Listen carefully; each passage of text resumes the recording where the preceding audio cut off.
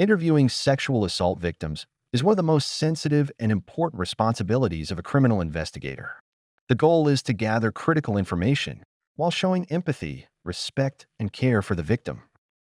Investigators must never pass judgment or make the victim feel blamed or re-victimized. This chapter focuses on assaults involving adult female victims, emphasizing the physical evidence often present in these cases. It also highlights the unique needs of other survivors, including transgender individuals, the elderly, and those who are deaf. Finally, the chapter explores sexual motivations that may arise in homicide investigations and examines the complex phenomenon of autoerotic death, where psychological autopsies can offer crucial insights. The term sex-related offenses covers a broad category of specific acts against adults, children, males, and females. Rape or sexual battery is legally defined as the crime of a person having sexual relations with another person under the following circumstances. 1. Against a person's consent. 2. While a person is unconscious. 3. While a person is under the influence of alcohol or drugs. 4. If the person is feeble-minded or insane. 5. If the person is a child who is under the age of consent is fixed by statute. Kentucky law on sexual offenses follows the Model Penal Code. Rape and sodomy involve penetration by force or without consent. Sexual abuse involves the forcible or unwanted sexual contact of another person.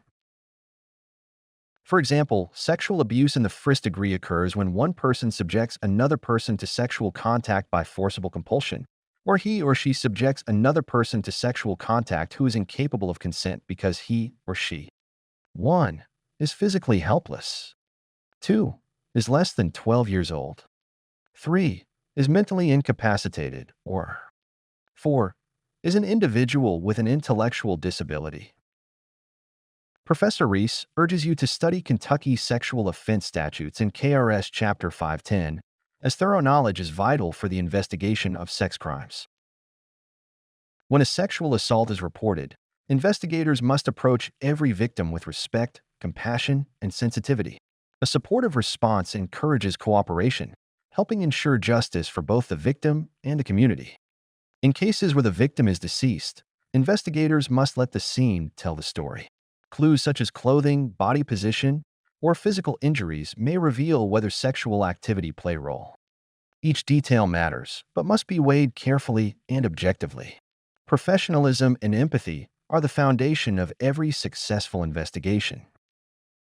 Modern investigations emphasize a victim-centered and trauma-informed response. This means focusing on the offender's actions, not the victim's behavior, and responding with compassion, sensitivity, and respect to minimize further trauma. A two-step interview process is now best practice. The preliminary interview, brief and non-intrusive, gathers only essential facts. The follow-up interview uses open-ended questions to explore details of consent, corroboration, and identity. Understanding the type and sequence of acts can reveal an offender's motivation, whether fantasy, control, or punishment. Careful questioning about statements, behaviors, and missing items can provide valuable insight into the crime. Many survivors delay reporting or never come forward. Each case, however, must be handled with the same professionalism, empathy, and commitment to the truth. In sexual assault investigations, preserving physical evidence is critical. Officers must guide victims carefully to avoid disturbing potential evidence and advise them not to alter the crime scene. Medical examiners and sexual assault nurse examiners rely on accurate information from investigators. Victims' clothing should be collected promptly, each item secured separately, and all findings carefully documented.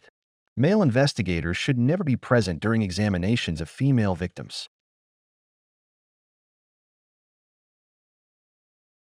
Investigators must photograph and catalog the scene, noting entrances, exits, and the general area where the assault occurred. Proper labeling, chain of custody documentation, and contamination prevention are essential for later laboratory analysis. Semen containing sperm and hair with a root attached can now be identified through DNA analysis to link them to a specific individual. It's important to note that semen and sperm are not the same. Semen is a grayish-white fluid produced by the male reproductive system and ejaculated during orgasm. Sperm are the microscopic, tadpole-shaped cells within semen that are capable of fertilizing an egg. Sexual battery examination kits standardize evidence collection for victims, while condom trace evidence can provide critical leads. Lubricants, spermicides, and particulates in condoms may indicate brand, penetration, and even link serial offenders. Drug and alcohol-facilitated sexual assault happens when offenders use substances to incapacitate victims. Common drugs include Rohypnol and GHB, both powerful depressants that cause sedation, memory loss, and loss of control. Other medications like Xanax, Ambien, and Valium can also be misused. Because these substances leave the body quickly, investigators must act fast, collecting evidence and interviewing witnesses to document unusual behavior or signs of impairment. Search warrants should target drugs, packaging, and chemical materials linked to the assault. Swift, professional action is essential to protect victims and ensure justice. Sexual motivation can influence certain homicides, where acts of overkill or sexual injury reflect deep psychological drives. Some cases involve forced sexual acts or self-inflicted injuries, requiring investigators to distinguish between assault and self-harm. Other deaths stem from fetishistic or sadomasochistic behavior, including accidental deaths from autoerotic asphyxia. These scenes demand careful interpretation to avoid misjudging intent. When intent is uncertain, a psychological autopsy, examining the victim's thoughts and behavior, can clarify whether the death was accidental or deliberate. Once again, Professor Reese insists that you read your text in order not to miss valuable information related to this assignment. Have a great day.